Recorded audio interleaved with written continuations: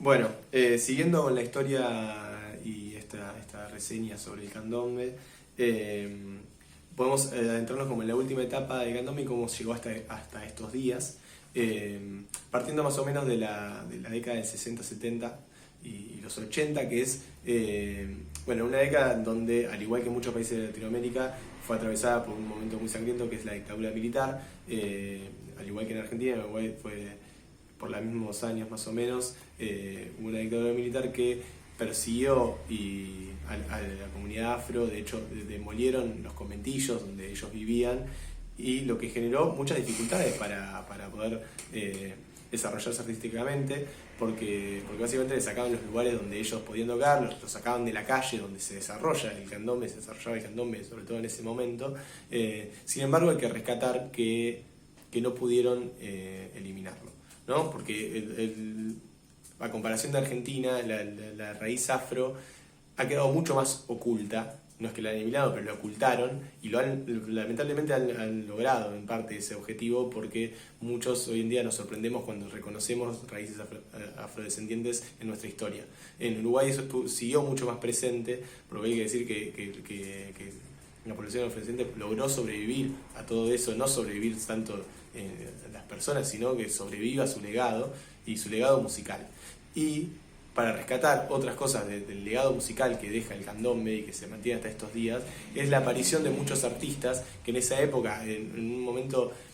mundial de ebullición cultural, en el punto de vista de que había surgido los Beatles, surgido el rock, y la juventud había salido a hacer música que los representaba. En Uruguay se da que muchos de estos artistas jóvenes agarran el candombe, toman esas raíces y las transforman, tomando elementos de otros estilos como el jazz y como el rock. Para decir unos ejemplos, Fatoruso, El Negro Rada, Jaime Ross, Leo Maslía, todos esos que durante toda esa época, sobre todo, y salen con todo después de la dictadura, cuando llega la democracia en el partido del año 85, donde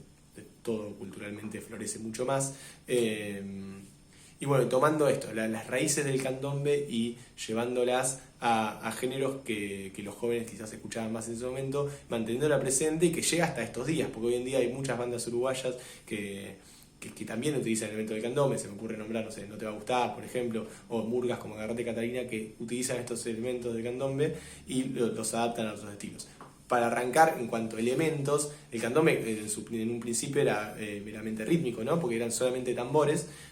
y le empiezan a agregar justamente una armonía bastante compleja, que también hay que decir que armónicamente la corriente uruguaya hasta ese momento, más protagonizada por artistas como Biglietti o Citarrosa, era armónicamente un poco más simple, podríamos decir, entre comillas, porque nada es simple y complejo. Pero bueno, estos artistas que había nombrado anteriormente le agregan un montón de elementos nuevos, y de alguna forma podemos decir que revitalizan al candombe, aunque también ellos dicen, hay una entrevista donde Fatoruso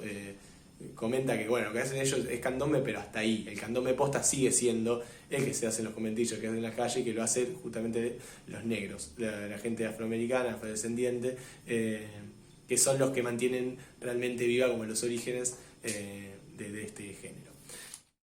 Bueno, entonces para concluir, vamos a hacer una breve demostración de lo que es el ritmo que lleva el tambor piano, el conjunto de tambores de candombe, y